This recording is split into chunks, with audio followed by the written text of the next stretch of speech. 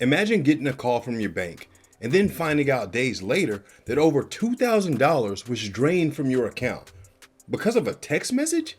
Yeah, this is a wild one. And if you have a cell phone and a bank account, you definitely need to hear this. Over 5 days, Carrie says 8 fraudulent transactions were made as money transfers to strangers, totaling more than $2,000.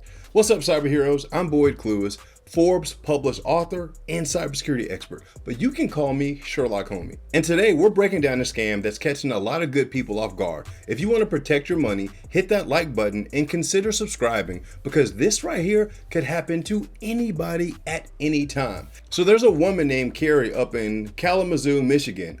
I think that's how you pronounce that. And what happened to her is one of the cleanest, most convincing scams I've seen in a long time. Now, let me say this up front. She didn't give anybody her bank account number. She didn't give her debit card number anyway, nor did she give up her social security number. She didn't slip up the way that most people think, which is why you need to pay attention. This whole thing started with a phone call that came from her bank.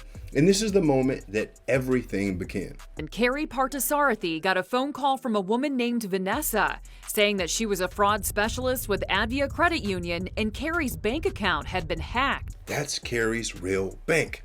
And then listen, Vanessa sounds like every legit bank rep she's ever spoken with from Advia. She was polite, she was professional, she had a calm voice, even had a little southern accent. So this is what she told Carrie. We're seeing some suspicious charges out of Fort Wayne, Indiana.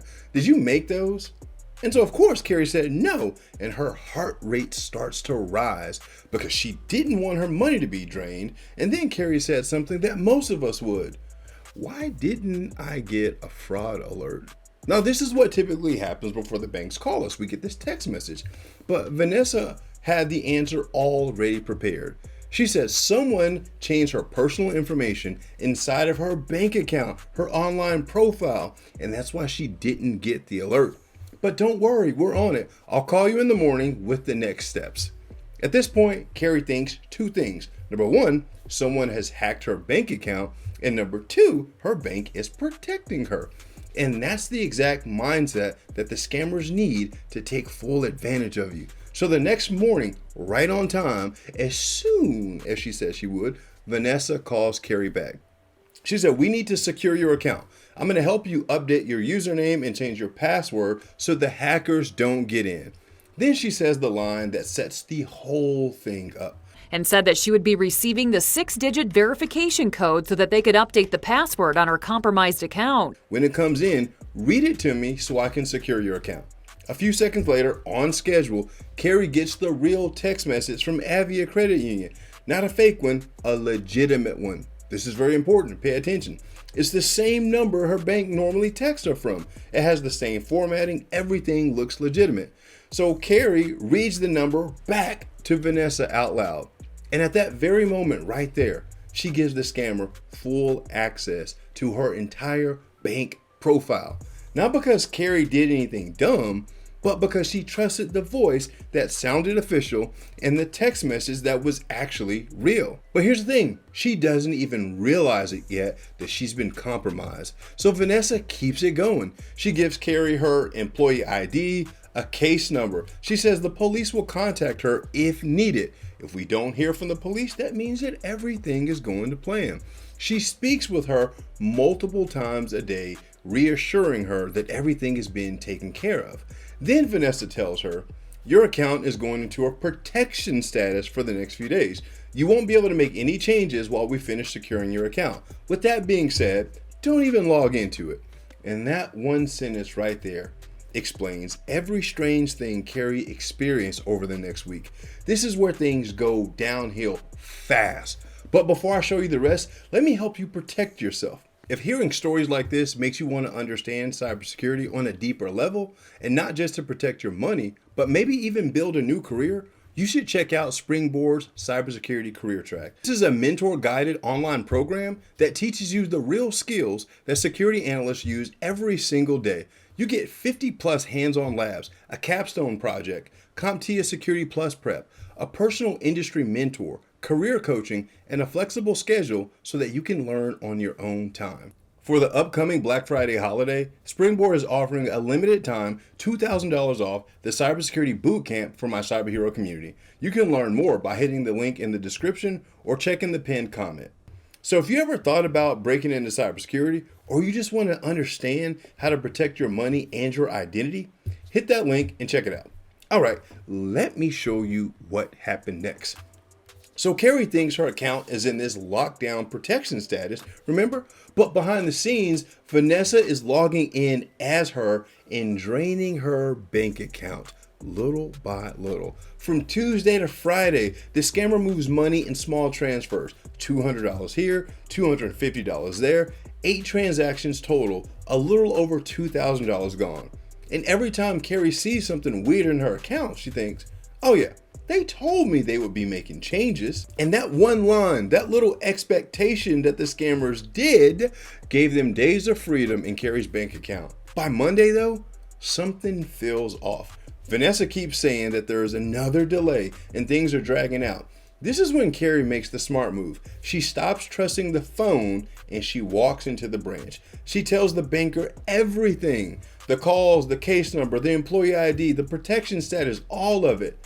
The bank looks at her and says, ma'am, we don't have anyone working here named Vanessa. And no one here has called you. And that's when the truth hit Carrie like a ton of bricks. Carrie told the news she felt sick, embarrassed, blindsided. She said they got that code through her. The code shouldn't have been given verbally. And that's what I need you to understand. She never gave them their account number, never her debit card or her social security number. All they needed was that code to drain her bank account. So let me explain this as clean as possible. Number one, what the scammers did was they spoofed the caller ID and your phone can't tell the difference. What that means is they were able to choose what phone number showed up on Carrie's caller ID when they called her, which means they can do the same thing to you. Number two, she sounded like a legitimate bank rep. Polite, calm, trained. These scammers actually study the bank reps who they pretend to be. So nothing seems off when they actually call victims. And number three, she triggered the real bank text message when she clicked forgot password. The bank sent Carrie the real code. And number four, Carrie read that code out loud, which unlocked the account. Game over. And number five, the scammers reset the username and the password to the profile. And then the protection status was the excuse to get Carrie to not to touch anything. This isn't hacking, this is psychology. What scammers do these days, they don't have to be smart from a technical perspective. They can manipulate people just like you to give up your information so they can drain your bank account. And the reason why this works is people trust their banks. People trust real text messages. Scammers put these together to build a predictable and also believable lie to get you to give up information that ultimately drains your bank account. Now, here's how you can make sure this never happens to you. Number one, and I mean this, never read a verification code to anyone, ever. If a human asks, the call is fake. Now, don't do it, I'm telling you, unless you initiated the call with the bank directly, calling the number on the back of your card. Never give them the code. Number two, hang up and call the number on the back of your debit card. Only trust outgoing calls you initiate. And here's a pro tip. If you get a phone call from someone claiming to be your bank and the number that they call you from on the caller ID is a number on the back of your card, it is a scam. The number on the back of your card is for you to call, not for them to call you. Keep that in mind. That'll save you. Number three, use your bank's apps for fraud alerts, not text messaging. Apps are harder to spoof.